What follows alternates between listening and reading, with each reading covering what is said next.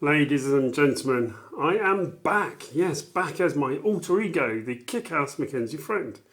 I feel that it is time to add to my kick-ass family court information vlogs, where I unpack, dissect and explain the journey through the family court, and today I'm going to explain what co-parenting actually means and the types of co-parenting that exist.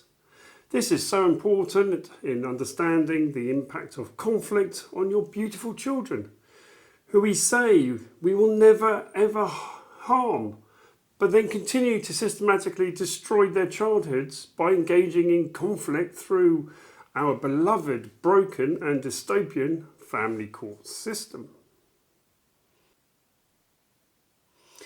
Now, just to emphasise, nothing constitutes legal advice, because you don't need legal advice and you certainly don't need lawyers going through the family court.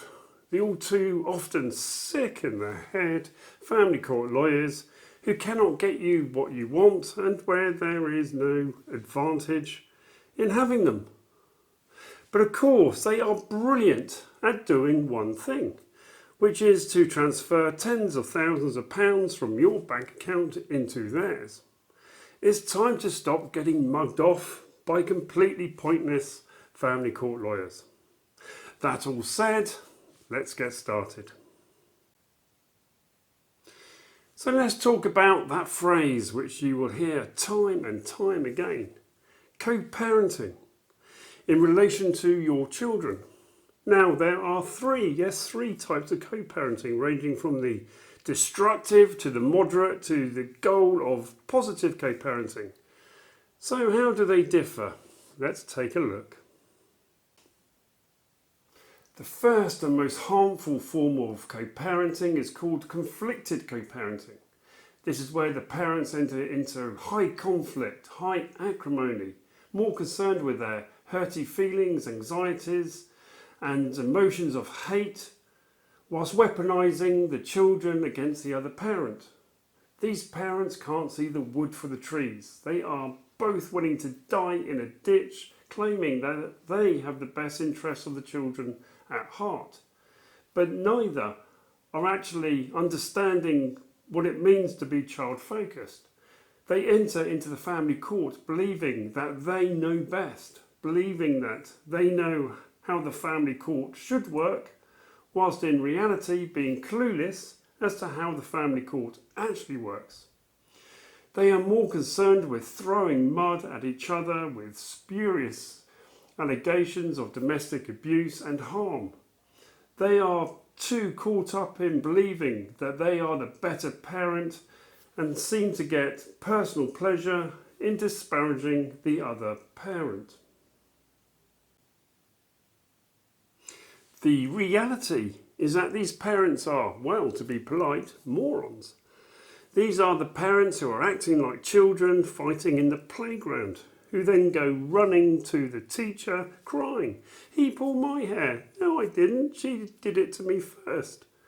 And whilst these idiot parents continue to behave, well, like idiots, their children are the ones trying to behave like adults, caught in the middle of parental conflict and being emotionally and psychologically destroyed. Now, what really gets my goat is when these parents say, "I love my children. I would never allow them to be harmed. I will do everything to protect them," being absolutely blind and deranged about the reality that they are the ones causing immeasurable and permanent harm. Parents who engage in conflict co-parenting need their heads banged together and then to hang their heads in shame. What poor, inadequate parents they are. And believe me, quite often the culprits are the ones you would expect to know better. The teachers, the doctors, the middle class professionals, those who live in a bubble and lose sight of any reality. They really can be the worst. Well, with that off my chest, and believe me, I am absolutely sick to the back teeth of seeing it, let's move on to the second type of co-parenting, known as parallel co-parenting. Parallel co-parenting is where parents declare a truce on any war. But within that truce, there is little or no communication. There is no mutual support or flexibility. The parents will parent independently of each other, do things their way, with the attitude of what happens in my house and how I parent behind my closed doors is my business, and I'm not going to be told what to do by my ex. They can fuck right off if they think that they can tell me what I should or should not be doing. However, although it is a step in the right direction, this approach comes with some obvious problems. The lack of flexibility and willingness to cooperate with each other means that the children are living under rigid regimes with fixed dates and times for contact. Secondly, there are different rules, regulations and patterns of parenting within both houses. Now, especially with younger children, this can be disorientating, causing confusion. Children can also get clever and learn how to play parents off against each other, making demands of the parents, even blackmailing parents, which can lead to a serious disruption in their behaviour. Teachers may often report different behaviours depending on who the children are living with. Schoolwork can often be disrupted. These children can become problematic, needy, or indeed feel entitled. Many may show negative behavioural traits, and these can be informed at an early age and then impact on their teenage years and into early adulthood. So, even though it's far better than conflicting parenting, it is still far away from ideal. I'm sure you're starting to get the picture. This now leads to the third type of co-parenting, known as cooperative parenting or positive co-parenting. This is when parents work together to align their values, rules, discipline and regime. This is by far the best outcome for the children, giving that sense of love, security, harmony and stability.